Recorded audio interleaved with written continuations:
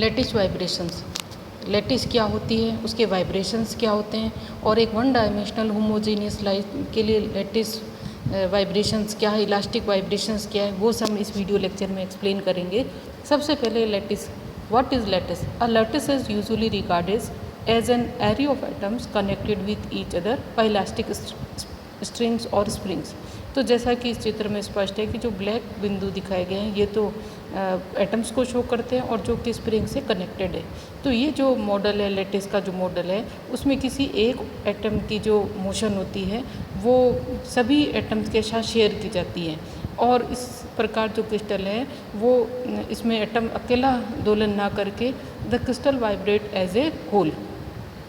Now we investigate the characteristic of this elastic vibrational motion of the crystal lattice. And सबसे पहले तो हम इनके करेक्टरिस्टिक, इस तरह से इलास्टिक जो vibrational motion of crystal lattice का एनालिसिस करेंगे, और फिर इस जो रिजल्ट प्राप्त होंगे उनको पूरी तरीके से समांगी और जो सतत माध्यम है, प्रत्यास्थ माध्यम है, उसके साथ इसको कंपेयर करेंगे। तो सबसे पहले लेते हैं हम elastic vibration of one dimensional homogeneous line. तो माना कि एक होमोजीनियस आइसोट्रोपिक इलास्टिक जो स्ट्रिंग है जिसका एक भाग लिया है, एलिमेंट लिया है, लेंथ का डेल्टा एक्स है, और extending in the absence of elastic strain from x to x plus delta x. तो जैसा कि डायग्राम में जो स्पष्ट है, अब इस पर जब स्ट्रेस अप्लाई किया जाता है, in the presence of stress N elastic strain is produce. तो जैसा कि हम जानते हैं कि स्ट्रेन का फॉर्मूला होता है जिसको अगर हम यहाँ से सेक्स से डिफाइन करें तो इलास्टिक जो स्ट्रेन है उसका फॉर्मूला है कि लंबाई में परिवर्तन बटे आरंभिक लंबाई।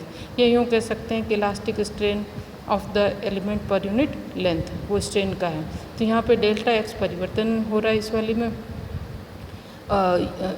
एक्स वाले सिरे से तो u है, और x प्लस डेल्टा एक्स वाले सिरे से u प्लस डेल्टा u है। तो चेंज इन लेंथ हो गया डेल्टा u डिवाइडेड बाय जो लेंथ पर यूनिट लेंथ है, इसलिए डेल्टा एक्स से डिवाइड कर देंगे। तो elastic strain s is equal to delta u by delta x. Now अब हम इसके जो है स्ट्रेस निकालते हैं। तो जो स्ट्रेस है, let c be the longitudinal stiffness of the line. Stress वैसे तो फॉर्मूला होता है फोर्स अपॉन एरिया, लेकिन यहाँ पे जो है एरिया जो है वो टू डायमेंशनल स्ट्रक्चर के लिए ले रहे हैं। अब हम यहाँ पे हम जो है एक चेन ले रहे हैं एटम्स की, सॉरी स्ट्रिंग ले रहे हैं, इसलिए यहाँ पे जो है लॉन्गिट्यूडनल स्टिफनेस का यूज़ करेंगे। तो जो फोर्स है F is equal to c s x, और f x plus delta x दूसरे सिरे पे, तो c s x plus delta x. अब इस s s plus delta x का टेलर सीरीज से एक्सपेंशन करेंगे, और क्योंकि जो डेल्टा एक्स है वो बहुत कम चेंज है तो इसलिए इसमें जो higher order term delta x square और ऊपर वाली को नेगलेक्ट कर देंगे, और f x plus delta x वाले सिरे पे जो फोर्स प्राप्त होगा वो इक्वेशन नंबर 3 में दिया गया। तो since the forces at the two ends, x वाले सिरे पे और एक्स प्लस डेल्टा एक्स वाले सिरे पे, वो जो लाइन एलिमेंट है वो अपोज ईच अदर, एक दूसरे के विपरीत दिशा में, इसलिए नेट रिजल्टेंट फोर्स इनको माइनस करेंगे, ये आएगा c delta x over del x delta x.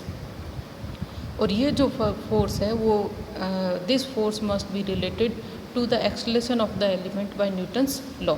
तो F is equal to m a से इन दोनों को बराबर कर देंगे।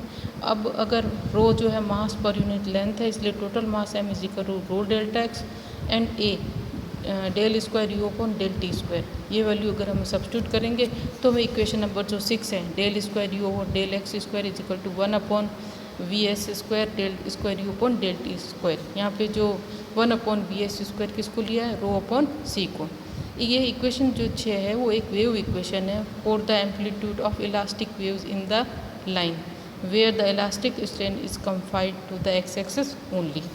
तो मान लीजिए कि अगर ये जो इक्वेशन नंबर 6 वो है वो वेव इक्वेशन है, तो इसका जो ट्रेवलिंग सॉल्यूशन है वो इक्वेशन नंबर 7 से दिया जाता है, u is equal to u0 e की power iota k x minus omega t. यहाँ के प्रोपागेशन वेक्टर है और इसको रखेंगे हम 2 पाई बाई लेमदा। तो इस इक्वेशन नंबर 7 का इक्वेशन नंबर 6 में उपयोग करने पर जो ओमेगा और के में जो रिलेशन प्राप्त होगा वो omega is equal to under root c over rho k. This equation is known as dispersion relation which relate angular frequency omega and propagation constant k. या ऐसे भी कह सकते हैं कि फ्रिक्वेंसी और लेमदा को रिलेट करने वाला जो है फंक्शन वो इक्वेशन नंबर 8 है। इसका ग्राफ अगर हम इस डायग्राम में देखें तो चूँकि फ्रिक्वेंसी की वैल्यू नेगेटिव नहीं हो सकती, तो चाहे के प्लस के हो चाहे माइनस के हो, के की किसी भी वैल्यू के लिए ओमेगा जो वो हमेशा धनात्मक होगा। तो ये ग्राफ जो है वो इस डायग्राम में स्पष्ट है और इसका जो स्लोप है वो भी इज इक्वल टू ओमेगा से होगा। नाउ सिंस फेज वेलोसिटी, जो फेज वेलोसिटी और ग्रुप वेलोसिटी हम निकालें तो फेज वेलोसिटी क्या होती है, rate of change of advance of point of constant phase along the propagation of direction of wave. तो v p is equal to omega by k. और group velocity defined as velocity of group of waves of और its एनवालोप।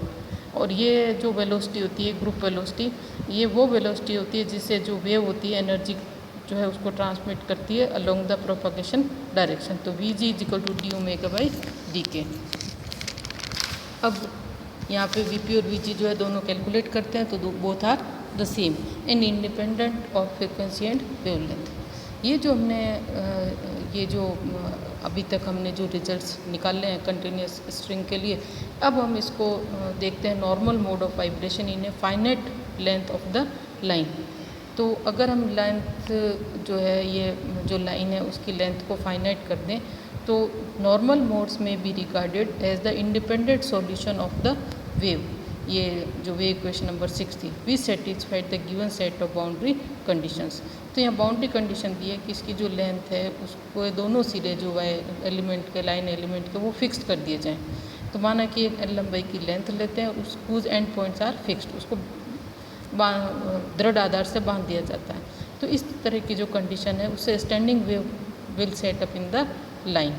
तो जो हमारा इसका solution था equation का u is equal to u0 sine k x और साइन ओमेगा टी, इस तरीके के हो जाएगा। और इस पर बाउंड्री कंडीशन होगी कि u at x is equal to 0 and u at x is equal to l is equal to 0, यानी जो किनारे से वहाँ बंधी है तो वहाँ पे पार्टिकुलर डिस्प्लेसमेंट 0 होगा। ये अगर हम इस इक्वेशन नंबर वेव इक्वेशन में रखें तो इसमें हमारे को k की जो वैल्यूज़ है वो pi by l, 2 pi by l, n pi by l होगी। यहाँ पे k जो है वो 0 नहीं हो सकता और n जो है वो ग्रेटर देन इक्वल 1। k 0 नहीं हो सकता, इसका मतलब है कि k is equal to 0 is being excluded since it correspond to all the particles at rest. अब ये u is equal to u0 sine k x sine omega t, ये जो रिप्रेजेंट करता है नॉर्मल मोड ऑफ वाइब्रेशन, यानी किस किस तरीके से जो हमारी जो वेव है वो दोलन कर सकती है। और ये फ्रिक्वेंसी स्पेक्ट्रम जो है वो जो इलास्टिक मतलब ये जो फ्रिक्वेंसी स्पेक्ट्रम है वो डिस्क्रीट है और 1 frequency for each value of k।